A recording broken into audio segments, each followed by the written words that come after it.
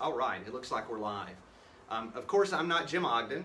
Everybody probably already knows that by looking at me. But my name's Chris Young, and I'm one of the park rangers here at Chickamauga and Chattanooga National Military Park. Welcome to the 157th anniversary of the Battle of Chickamauga, actually happening on the days of the battle, September 18th, 19th, and 20th, on Friday, Saturday, and Sunday as they were in 1863. Let me introduce Jim and talk about kind of how this is going to go. If you're interested at any point, please feel free to ask questions on either YouTube or on our Facebook Live, and we'll get those over to Jim.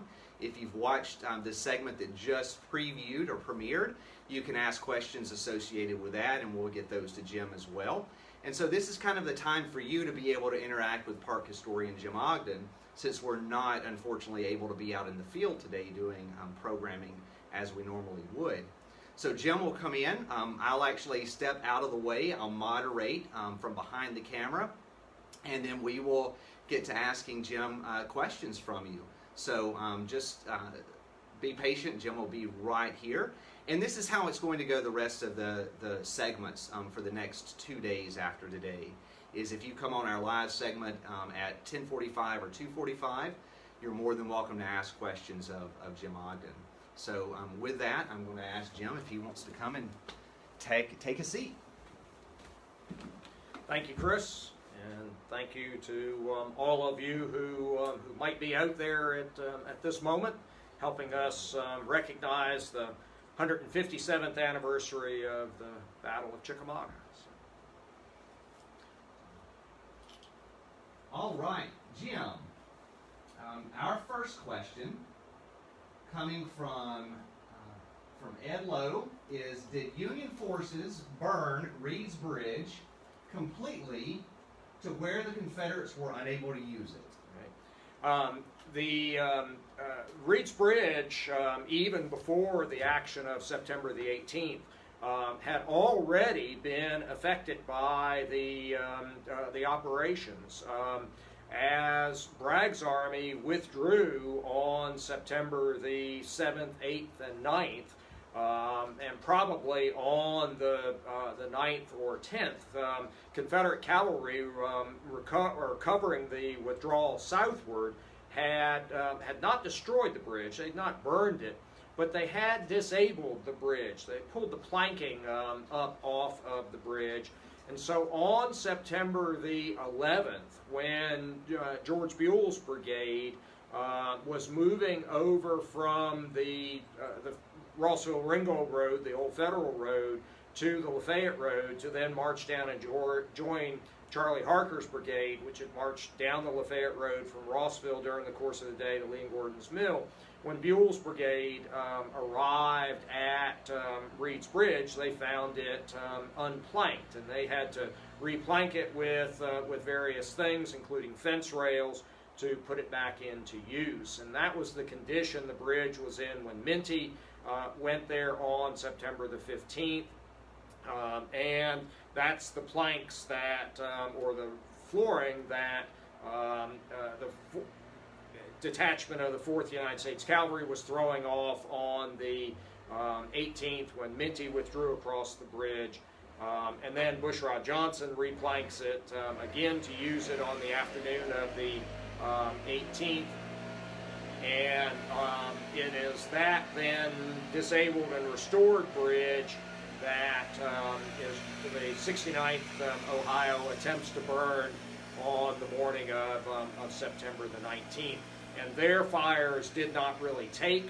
They didn't stay around long enough to see that, and the Confederates who were camped nearby came up, put out the small fires, and the bridge continued to be used by the Confederates throughout the course of the subsequent action.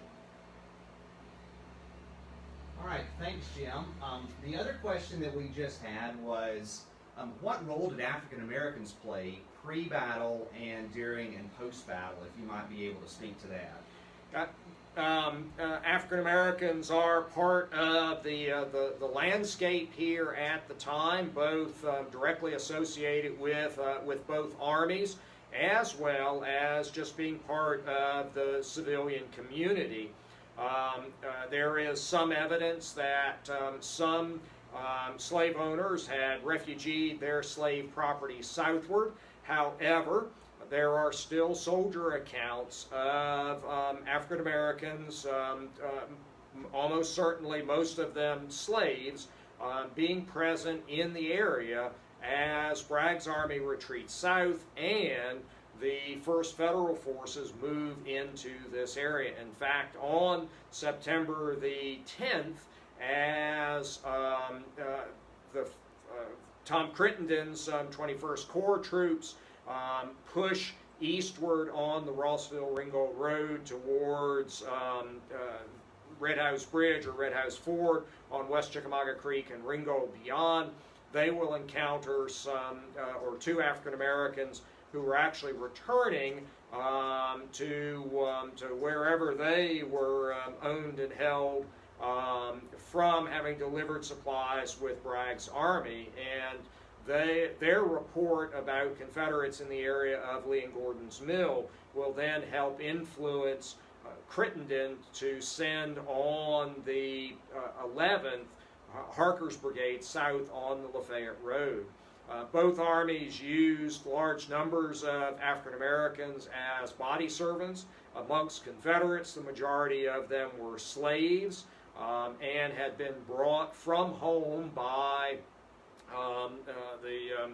a soldier, a family slave, or maybe a personally owned slave, which was brought to the army to serve as a body servant. The Union Army, large numbers of African Americans had escaped slavery, had come to the army, hoping that by contributing something they would help end slavery. And also in the spring of 1863, the Union Army had formalized the use of African Americans as undercooks. And there are large numbers of African Americans serving in that role within regiments and brigades of the Army. So much so that one Union soldier marching on the night of September the 18th, early on the 19th, talks about marching by gangs of Negroes on the side of the road, they being collections of body servants and undercooks of other federal divisions that were moving along that same route as well. And so African Americans are a large presence at the time in many different roles, and are a significant part of what you would have seen on the battlefield. Thanks for that also, Jim. I think that we will have time for one more question for you before we have to go, unless someone pops another question up in just a few seconds. How early in the campaign does General Braxton Bragg's command structure begin to decay, and can you say it was one single instance or several things Bragg does that will eventually lead to his subordinates not trusting his leadership? It is no one single thing done by Bragg as commander of the Army of the Mississippi, what becomes the Army of Tennessee. It is also not just Braxton Bragg himself. His often recalcitrant subordinates are also very much at fault with the situation as well. Braxton Bragg had a difficult task ahead of him, trying to command very strong-willed and proud individuals like Leonidas Polk and Simon Bolivar Buckner and others. But this situation with the deteriorating command structure has been long-standing and is really goes back to the very first days of Bragg in command of what becomes this Army of Tennessee from June of 1862.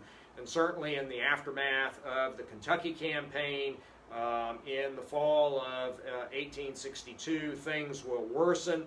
The Battle of Murfreesboro on December 31st and January of 1862 and January 2nd of 1863 only makes things worse.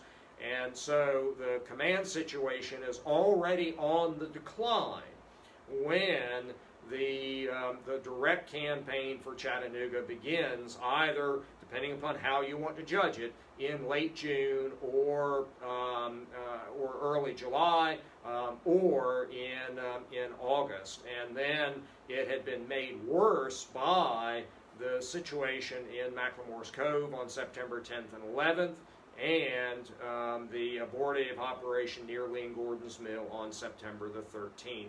So by September the 18th, the situation is already pretty bad within Bragg's command structure. Thanks, Jim. So we had another question come through. Could you discuss the timing of Bragg's settling on his plan and his efforts to get it disseminated to those who needed it? Bragg's development of the plan that eventually results in the Battle of Chickamauga will develop over several days, multiple days. On September the 15th, he has pretty much decided on what will become that concept that he will attempt to then implement on September the 18th. But he doesn't issue the first order for any movement towards what eventually is this, as we would describe today, commander's intent, until September the 16th. On the 15th, he directed that his railroad supply head be relocated from just north of the Oostenaula River at Resaca up to Ringgold, although they can't actually get it to Ringgold because of destroyed Western Atlantic Railroad bridges, and it'll be at Catoosa Platform. And he also that day directs that additional reinforcements arriving from both Mississippi and Virginia, that they be directed to Ringgold as well. And so, and he will communicate to Richmond that he now turns against the enemy. However, it is not until the 16th that he issues the first of the orders, and then when he learns early on the 17th a little more about the timetable of the potential arrival of troops under James Longstreet, he will postpone again. And each time he also refines this concept, but never having a true leaders meeting or council of war, never sending out a communication where his concept is fully explained to his subordinates. It leaves him on the morning of September the 18th with what is basically a good plan, but a good plan that is not known by your subordinates is not one that is likely to be executed with precision. Thanks, Jim. As far as right now, looking at the screen, we don't have any more questions that have come in. It is now almost 11 o'clock, so I think what we'll do is we'll wrap this up. And thanks everyone for joining us. Thanks for the great questions for Jim Ogden.